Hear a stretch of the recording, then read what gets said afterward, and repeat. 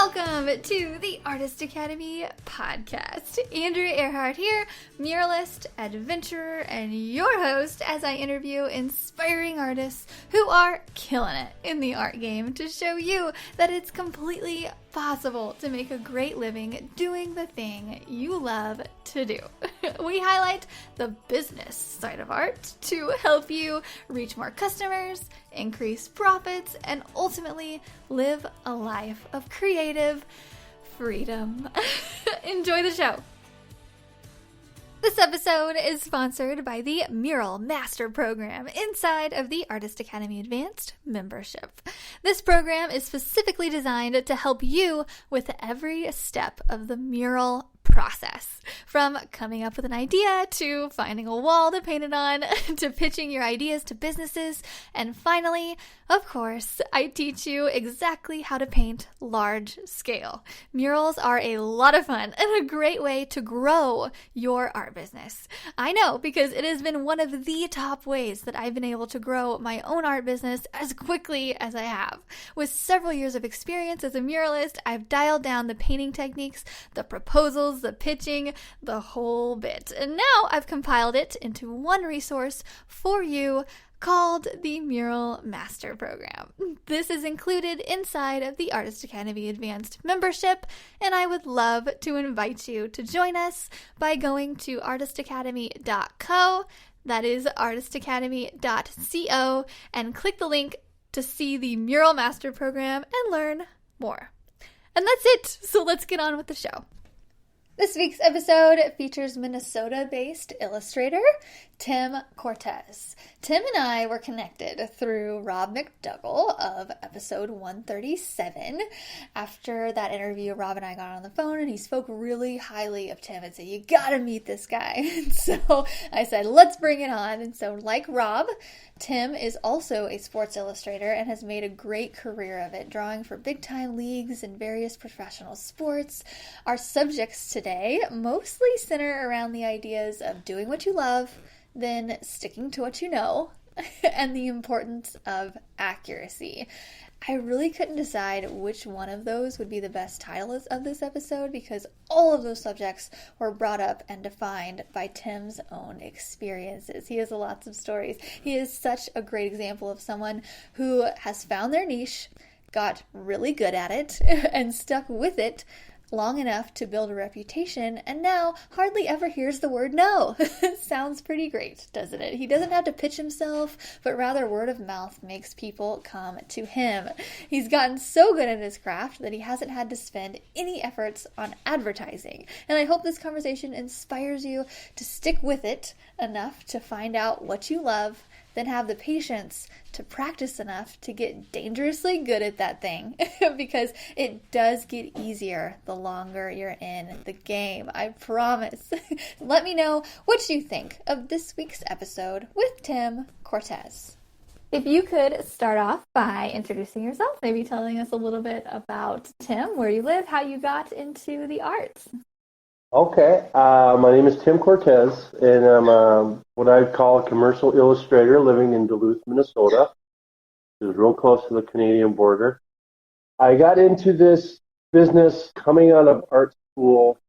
I went to college initially to be a college hockey player at the University of Minnesota, and after a couple of years of that, I decided I was getting a little old. I wanted to move on with things, so I transferred to art school, which was a very big twist in my life. It turned everything just on its ear. I didn't fit in real well at art school, and it may have been because I was a little bitter about hockey at the time still.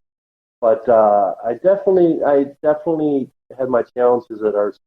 It didn't work out that well. So how I got into what I do now is a lot of my friends who stayed with hockey ended up playing in the National Hockey League and winning Stanley Cups and things like that, and they knew of me, and they knew that I was an artist, and they wanted to celebrate those things and those achievements in their life. So they would call me up and say, "Hey, you want to do a portrait of?" I've even designed a couple tattoos that were Stanley Cup oriented. So with that, I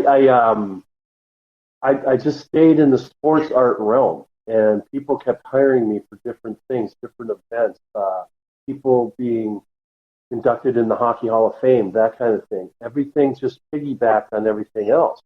And then the one where I really learned to do what I do is back in 1992 in Minnesota, we had every sporting event in Minneapolis. We had the Super Bowl, we had World Series, Stanley Cup, the Final Four for basketball. I think the U.S. Open for golf was in Minneapolis.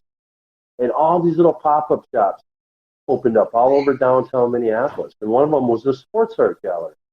So I went and applied. I said I would like to do, I'd love to work with you guys. This was when I was still in art school, but I wasn't working in color at all. And they said, we really want you to work in color. So I went back home, found out, looked through all my supplies. I had a bunch of dried up paint. That was not going to be any good. I didn't have any money to go invest in a bunch of stuff, but I had a set of colored pencils that somebody had given me as a gift, a personal colored pencil. 35 years later, that's all I've used my entire career is Prismacolor colored pencil. Now I'm starting to branch out a little bit into some watercolor. Yeah, I found it and I stuck with it, and I stuck with sports theme for a lot of years, and I really took it a lot of different places. Very lucky that way. That's amazing. And you got most of your work through word of mouth, you're saying? Yeah. Almost 100% of it, yeah. It's always piggyback on everything that I do. Now, each piece of work is different. It has a different contract. I'm dealing with different people. They want different things out of it. It's my job to go in there and negotiate the deal and then do the artwork. They're hiring me for the artwork, but I have to also put together the deal that makes sense for me. And I haven't always been great at it too. Sometimes you get stars in your eyes and you'll give stuff away. You got to try to avoid that. There's always something there waiting. Like I always try to have at least 5 projects in the hopper ready to go. Whether those are little portraits for people, for friends and family, or bigger ideas that I have, or that somebody will pitch to me. I get a lot of people pitch me ideas. It's a really wonky way of going about a career, but I've enjoyed it. I think this is a really great example of somebody who found their niche. Like, you found your niche, your thing, and you stuck with that thing, and you became known for that thing. And that's just, there's so much power in that. And there's a lot of artists I know that listen to this that haven't quite found their thing. So I think this can be really inspiring to them, because a lot of artists hear that, you get a lot of word of mouth business. So like, great, how am I going to get that? And I think the answer to that is sticking to one thing. And even like with colored pencils, you've stuck to your one thing and got really, really good at it. You use Prisma colored pencils? Yeah, Prismacolor colored pencil. I've tried other ones, and there's some good ones on the market. But for what I do and the way that I actually physically create it, they work the best. The kind of waxy feel that I can blend, and for what I do, it really works the best for me. But going back to what you said about doing what you know, there's a lot of people up in northern Minnesota. This is hunting, duck hunting, deer hunting. Everybody's always asking me, why don't you do federal duck stamp stuff? And I said, hey, because that's not what I do. That's not where I spend my time. My time is spent at home creating or at the hockey rink coaching. I've been able to take those two things and really make a career out of it. You really have to stick with what you know, unless you're ready to do a lot of studying, in the work that I do commercially, accuracy is everything. Some of the jobs that I've had, like I did one for the Minnesota Twins. The guy who hired me, the GM for the Minnesota Twins, was an absolute nut job when it came to historical elements of that team. He knew every letter on every patch, on every jersey of every year. So as a result, I did 3 6-foot murals of their World Series appearances that are now in the new stadium that they have. And the redos I had to do just to get to the final version it was unbelievable. But accuracy is everything. If you do something in the sports world, like a football pitcher, and you have something inaccurate, like the wrong face mask on the wrong helmet, that's the only thing a person's going to see. Say you're doing a portrait of somebody, they're going to say, oh, I never wore that. I never did that. You see what I'm saying? Yes. So you have to know what you're doing and what the subject that you're creating for people. The importance of accuracy. I'm such a fly by the seat of my pants artist, and I think several other people are. So do you create a sketch first to make sure it's exactly what they want, or what's your process like to get it super accurate? I try to avoid that because I don't like to add costs. But if a client really wants that, just to be comfortable, I'll do it. I'm not doing it for myself because I know where I'm going right from the start with stuff. But if it makes them feel comfortable, I'll do the sketches. And a lot of times I've sold those sketches at auctions and stuff. So those are really rare pieces. That's truly one of one. The design, like the twins project that I did. Like I said, he had me do so many sketches, and he had red marker notes on them, and I did. It was me and the GM going back and forth. Well, to a Minnesota Twins fan, that was gold to have his personal notes. And so we sold some of those at auction for a lot of money. There's value in that stuff. Really wow. I hadn't really thought of that. The sketches behind it. People should always hold on to their sketches. Yeah, because it's so it's kind of like a memorabilia kind of a thing. Oh, absolutely, People love their sports, especially in the sports. Yeah, there's people when it comes to professional teams, they'll lob on anything that they support for sure. Yeah, so you've never been tempted to go and try hunting art or any other kind? You're like, nope, this is my lane? No, that's not necessarily. To be clear about that, what I do pride myself on with my work is I can shift. I can do portraits. I can do architecture. I can do different elements of whatever. I'm very adaptable to what the client wants. If a guy comes to me and wants a picture of him and his son hunting, I can do that. I'm just not going to go into the competition world of that, like the federal duck stamp kind of thing, because it's not where my interests lie. You know what I mean? I would rather, for instance, in 2021, I want to branch out. Like I said, everything that I've done in my career has been private commissions for private people, for private institutions. Not a lot of printmaking involved, some, but not a lot of it. A lot of it was one and done kind of thing. My goal is to find a different market in some of the stuff that's interesting to me outside of sports, like Western art. I'm really fascinated with Native American subjects. So that's what I'm trying to branch out into that world. And that's all new for me, to go try to find a publisher and see who's interested. I'm really throwing it out there more than I'm used to. I'm used to being just fine at what I do, sports stuff. To go out and see if people like my Western stuff, or I do a lot of skiing art, to see if people really like it is a little daunting after this many years of my career. But I want to do it. I would feel like I didn't accomplish something if I didn't go try. Yeah. And I could imagine myself maybe getting a little bored of it. It's funny how when things come pretty easily, you're a little bit less interest is there, and especially after you do it for so long and you need a challenge. Are you that type of person? Because I am. Once something starts to become easy, I'm like, what else can I challenge myself at? Maybe I should try this or that. That kind of sounds like what's happening. So it seems like it's kind of a you're on to the new challenge. And how is that going? Are you getting a response from that? How long have you been trying to do something new like that? Well, I've been in between my commission work. I've been trying to throw in a personal piece for myself having to do with skiing or the Native American stuff. I'm almost there with it. After researching a lot of these galleries, they want to see a body of work. They don't want to see me come out with one piece and say, what can you do with this? They want to see that, okay, we can do something with these 7 pieces, and then we have a history. We can have a history. They want to be confident that I can be able to still kick out work after those 7 pieces. So I want to maybe it's an excuse for me to just make sure I got all my eggs in the right basket, But I'm real close to see who's interested in it, and I'm going to have to be ready for some rejection, which I'm not used Oh, oh, let's talk about to. that for a second because yeah, Yeah, I you was made used to a it in art school. I got used to it in art school, but made me feel like I never wanted it again.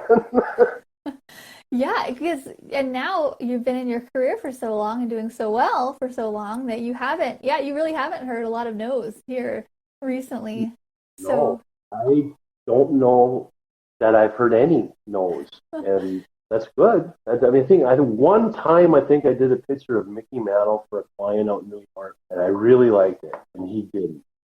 And I think I got upset and said, "Well, I'm not doing it for you.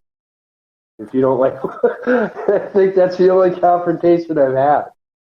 And so I gotta make sure that when people say it's not for them, that I handle it in a professional manner. I can be a little hot-headed sometimes.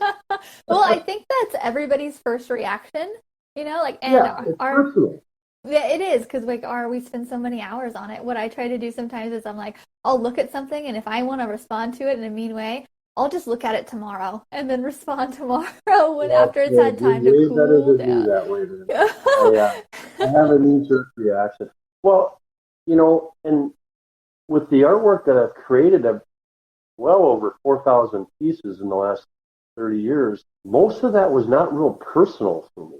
You know what I mean? I was following orders and just doing what the client wanted, knowing what they wanted. I've never had a real big attachment to holding on to my originals. I usually try to sell those with the package. But when I do this stuff with the Native American stuff and the skiing stuff, that's way more personal.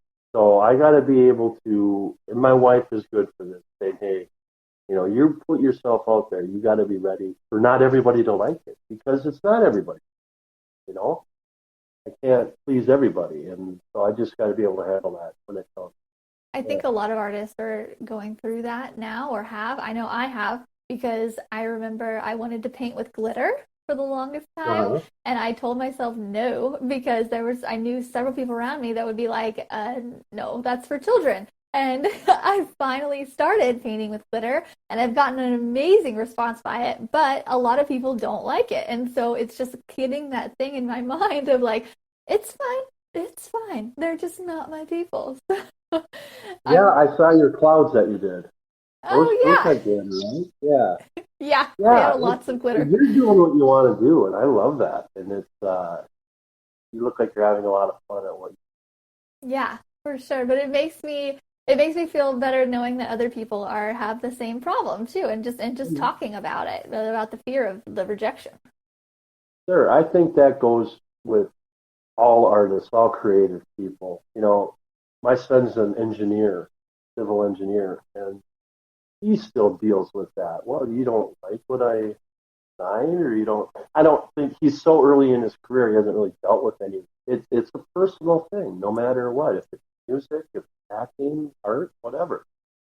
Yeah, because we all have different tastes, we all have different everything, and so I guess it just comes down to finding your people. How are you planning to find your people with the African American art?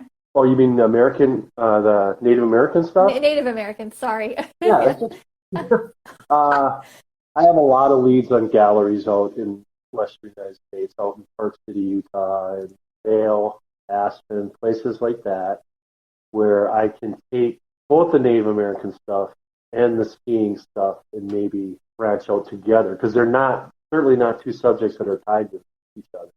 Usually, galleries want, okay, this guy does this and this is what he does. Well, I got a lot of stuff I want. We'll try it in different galleries. I mean, we'll just see. There's a lot of people, a lot of friends that travel out that way and say, boy, if you would just bring it out there, there's just nothing like it. So we'll have to test that theory when I'm done with my portfolio. Yeah, definitely. Okay, Yeah. so you're using your current connections to grow your new niche kind of a Yeah. thing. And I think for artists just starting out, that's a really good idea. Even if they haven't created art yet, right? You use Yeah. your connections, like your friends hired you first, and I'm sure like Absolutely. somebody's mom hired you for things like that. Yeah, And it's, the other thing I would say along those lines of finding clients and getting to know people is a lot of, and with your experience at art school too, artists like to be these very individual, sometimes, hopefully I'm not offending people, but kind of mopey, in their yeah, own world kind of. You can't, if you're going to go try to be a professional and do different things, like I've been able to do for completely different types of clientele, you got to be able to talk and be a professional and realize it's not just about, nobody's hiring you because of the way you feel about your art. If that makes sense. They hire you in the commercial world anyway. What can you do for us? We saw what you did for them. We want you to do the same thing. We don't want to know how you do it. We don't want to know how you feel about it. We just want you to do it. We'll pay you this amount of money to do it. So it's a little bit of a cold process if that's what you want to do. Now, if you're getting into the fine art realm, then it can be a little more personal. That makes sense? yeah, so true. It's But like, you got to put away the attitude. I've had a lot of guys, a lot of friends try to go into the sports art realm and just couldn't get past themselves because they were beyond reproach. And well, their careers ended very quickly.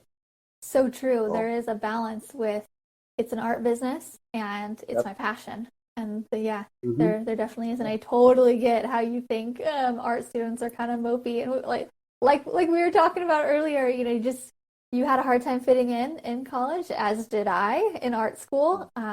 Yep. Because like you mentioned, mopey, and I came in, I was like, "Hi, I'm ready to paint today," and like very Yeah, you're all preppy. bubbly and I know. People were just like, and I was painting with like bright colors and fun things, and people were like, that's so commercial. Like, oh, that's just not unique enough. And I'm like, so for the longest time, I was like, maybe I am just kind of like a commercial artist, but I found that it actually works out really well on the business side of absolutely. it. They can be purists as long as they want and be baristas at the same time. Sorry, any baristas out there. That's the way I feel about it anyway. That's been my experience with people. You got to be able to sit at the table. Sometimes throw a suit on and go sit down with college um, presidents and coaching staff. Stuff. You have to sell them on what you do. They already called you into the office for a reason. They've seen your work. Now go tell them that you can get them what they need. You Yeah, know what I mean? yeah, Without bringing yourself too much into it. for sure. So, are you Mm-hmm. confident in situations like that, or because I know myself Oh yeah. when I'm put on the spot, I'm just like, ooh, oh gosh, okay, I can do this. Like, what's your take on that? Yeah, I'm in my element when I do that. And like I said, it's usually with sports organizations, and I love meeting them, and I'm fascinated by their organizations. So it's a mutual. All right, let's see what we can do together kind of thing. The Notre Dame one was a lot of fun because they brought me down in the summer to show me the campus, show me the locker room for the football where they filmed Rudy and all that. It was great, and then they brought me down for every home game too that season. So that was a great feeling all the way around. What they ended up doing with my artwork is I did a 6 foot long picture of the history of the program, and then they cut it up into 6 game day programs for each home game. So it was cool. So I don't mind. I don't mind meeting with people. I've almost always had a positive experience. I don't remember a negative experience, to be honest. Yeah. Yeah, it's just kind of part of it. Yeah. Do you have a favorite hmm past project that you can think about? Well, the Notre Dame one's one that sticks in my mind. The Minnesota Twins one that I did the murals of, I really like doing that because I got a big reaction. The other thing that I'm really proud of is first time I ever did dogs. I did a picture of what we have up in Duluth is called the Bear Grease Sled Dog Marathon, and it's a 4 day sled dog race. And I did the 30th anniversary of it. Well, that made its way up to the Iditarod that year, and some people from the Smithsonian Institute saw it. And to make a long story short, it's now in the permanent collection of the Smithsonian. Oh my So gosh, that is that so was cool. cool. Yeah, that was very cool. Congrats. It's just something I did as a favor for a friend who was on part of this bear grease committee, and it ended up all the way out in Smithsonian. So, yeah, I'm pretty cool with that. Oh, wow. Okay, wait. So you did it as a favor for a friend, and then it ended I up. did it as a favor of a friend. He called me up. He was the head of the bear grease committee. He said, "Boy, we need something to celebrate our 30th anniversary, but the race is only like a month away. Can you do something next year for us to celebrate the year prior?" I said, "Well, that's silly. Why wouldn't I just try to get something done for you now?" "No way. Could you?" I said, "Well, let's give it a shot." And so we did, and people liked it, and they really liked it a lot. Got all the way out there. So, yeah, that's probably my proudest thing. Oh, and I love that it Yeah. started as just a favor because in the art world, I hear a lot of people, and even I get to the thought of sometimes of, I need to be paid for my work. I need to, Mhm. a lot of people coming into it, they see people selling paintings and they think if they don't sell their painting, it's like wasted time and whatnot. So I love this example of something you're just doing what you love. You like your friend. You're just kind of putting stuff out there and big things happen from it. I know that some of my biggest projects have come from just a really, really small project that I just kind of showed up for and wasn't expecting much, and then it just explodes in certain ways you have no idea. That's exactly what happened with this one. And he showed me I always work from photo references usually, especially commemorating things. He showed me some of the photography from this dog race. I said, well, if nothing else, I got to try to draw this myself. But there's such cool, beautiful pictures, of the dogs out in the snow and the sun so I was going to do it either way.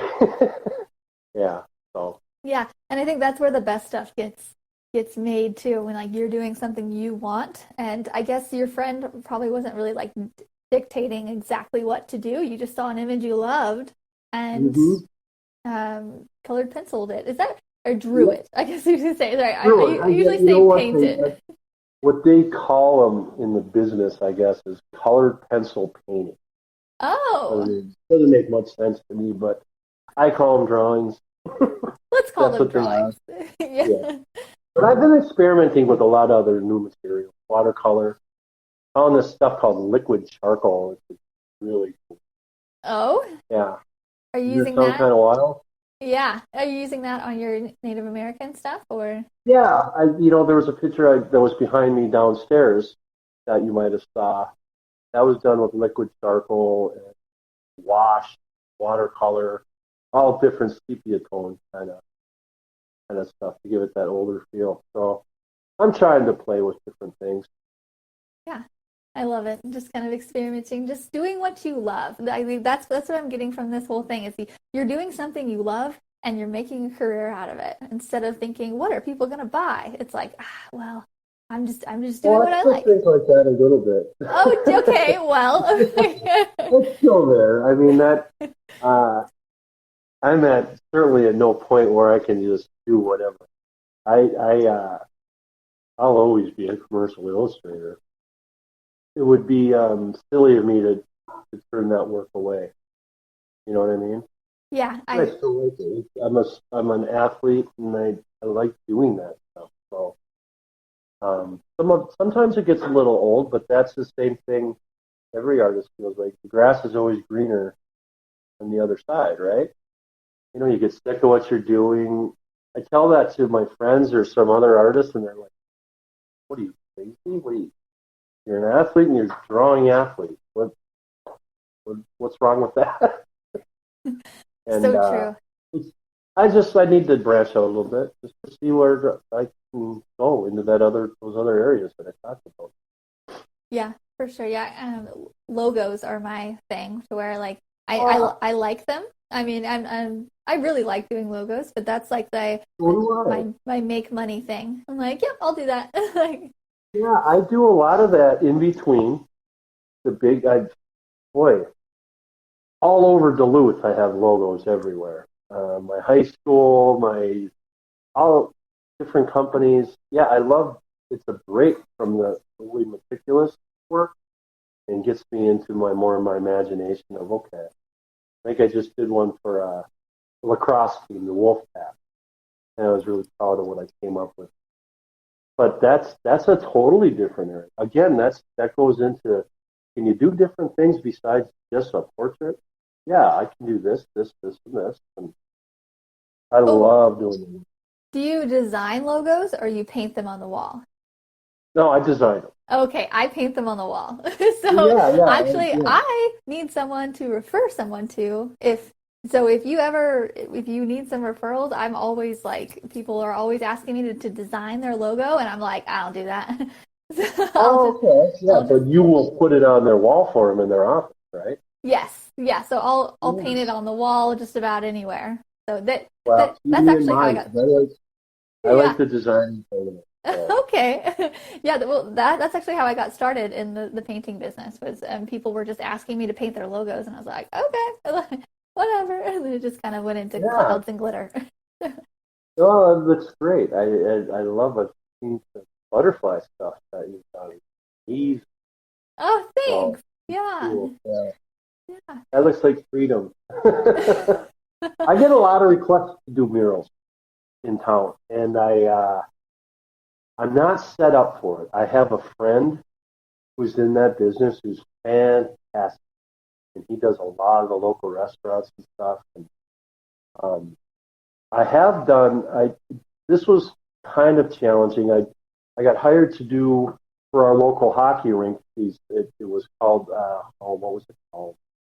I forget the name of the project, but they wanted me to illustrate 7 or 9 different feelings or 9 different principles, honor, tradition, blah blah blah.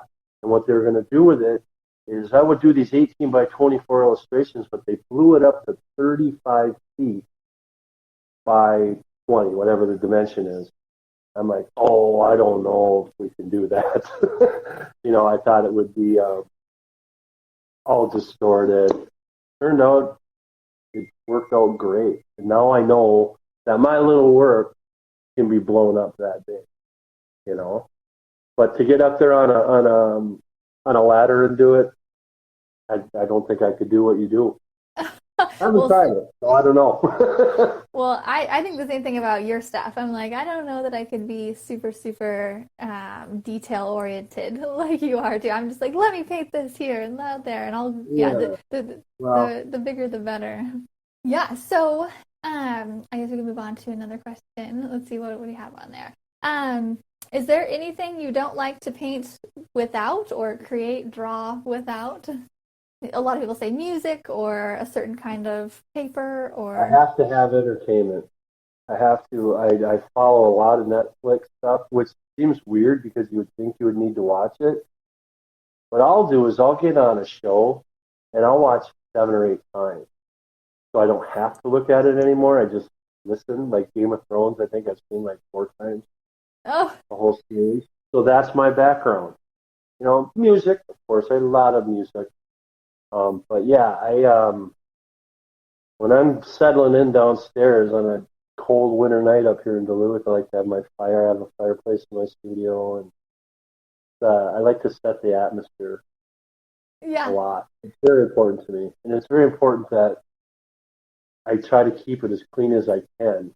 Now, my wife would say you don't keep it clean enough, so she'll go down there once a week and straighten it out, which is fine. Most artists wouldn't do that. It actually helps me a lot because when I'm organized and everything's right there within arm's reach, that's when I'm happiest. Oh, Yeah, I recently took over my basement since both my kids are out of the house now, and took over their rec room and made it my new studio. I love it. oh, so I love that you said that because I teach artists in the Artist Academy, and today's or this week's theme is organization. Ah, And so I love that you said that because it's so true. Because a lot of artists we're very messy, and I consider myself rather clean. But just like hmm, you, my husband would argue otherwise. yeah, yeah, But yeah, it is very important to have like everything kind of just set out where you don't have to search, and yeah. it helps with the creativity and just the progress of things going on. Is that kind of what you think? I find it very important to have everything set up when I sit down to draw because when I sit down to draw, it's going to be for hours at a time. And if I have to look for a piece of tape, I get frustrated. If it's not right there, it'll just mess up my flow. And yeah, I like to have everything. I have I have a huge drawing table. It was one that was given to me from a friend of mine who owns a framing gallery. And I don't know if you know what a wizard is that cuts frames or cuts mat. Well, anyway, it's a humongous stainless steel table. And she got a new one, so she goes, "You want this?" I said, "Yeah, if I can fit it, I want it. Sure. I can put 3 or 4 projects on there at one time." So what I have that, and then I have like a mechanics tool, the big tall ones they use in NASCAR and stuff with the drawers, where I keep all my stuff. I call it my cockpit. And I got a computer and everything over here, and then a desk behind me here for writing out my calendar and stuff.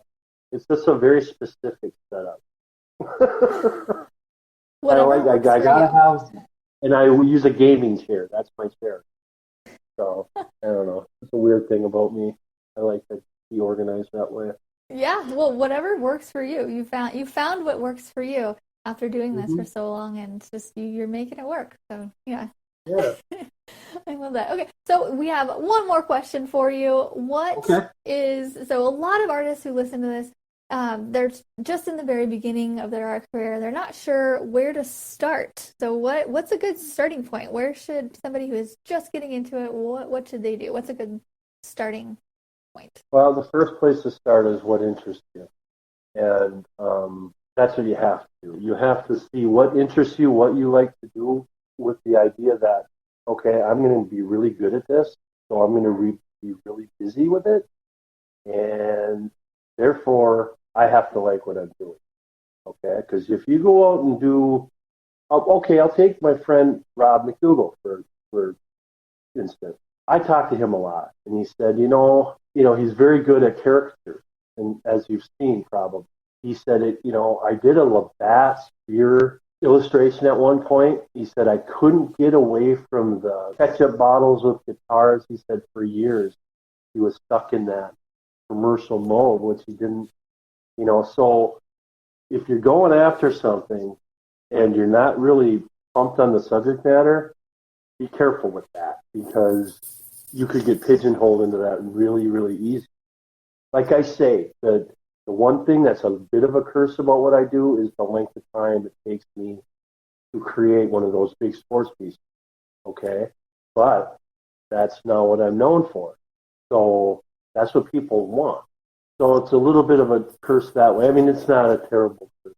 Don't get me wrong. I'm not trying to sound like that. But you have to be very comfortable with the subject matter that you go after and that you want to make a career out of. Yeah. Make sure it's what you want to do. Imagine, like, whenever you're painting something, imagine, like, would I be okay painting this for every day for the next month? I guess would be a good question. Go into it with the aspect that, you know what, I'm going to succeed at this, so I got to be happy with what I'm doing. Yeah. That makes sense? Yeah, plan on being busy, I guess. Yeah, exactly. And I don't think enough people do. No, definitely not. Well, thank you so much. That's a really great way to end this, and this is a great overall interview. I love all of your insight, and I'm so glad we got everything to work. I was able to hear you perfectly. Nope, it'll be perfect. And we're gonna edit all of it down into a podcast episode that will air next Monday. So just in a week. So okay, so can I advertise for it, to my friends on Instagram and stuff? Yes, I will send you an email. My daughter was one. Oh, yeah, I will send you an email. Sorry, my cat keeps getting in the way. Okay. So I have one of those too. Yeah, there's just animals everywhere. I will send you an email actually next when it airs on Monday. So next Monday, it'll have all the links to all the things, and it'll have like a little short clip, and it'll have all the stuff for you to share. Perfect. Yeah. All right. Thank you so much for coming on and taking the time out of your day to come chat with us. I'm so glad to meet you. Fun. Yeah. And remember, with the logos, keep me in mind. I love designing them. I definitely will. Okay? Awesome. Okay, also what is your website so people can find you? Oh, it's just timcortes.net. I just changed it. It was .com, but it's .net now. Okay. And TimCortes.net. that's a work in progress. I don't use it that much. Let's look at it's all social media. Okay. Really. Okay, Yeah. so they can find you on Instagram at just Tim Tim Cortes Cortes. Art on Facebook. Yeah, Tim Cortes. Yeah, Tim Cortes Studio. Okay. One of them. Awesome. Yeah. I will put it in the show notes so where people can just click on it and they will find you right away. Okay, that sounds great. Awesome. Well, have a great rest of your Monday. Thanks again. Bye. All right, thanks, Aria. We'll talk. Bye-bye. This episode is sponsored by the Mural Master Program inside of the Artist Academy Advanced membership. This program is specifically designed to help you with every step of the mural process. From coming up with an idea, to finding a wall to paint it on, to pitching your ideas to businesses, and finally, of course, I teach you exactly how to paint large scale.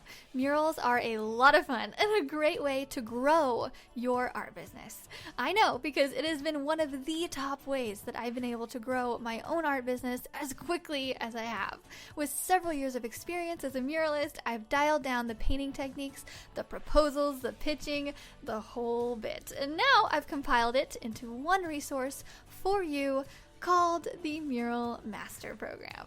This is included inside of the Artist Academy Advanced membership, and I would love to invite you to join us by going to artistacademy.co, that is artistacademy.co, and click the link to see the Mural Master Program and learn more.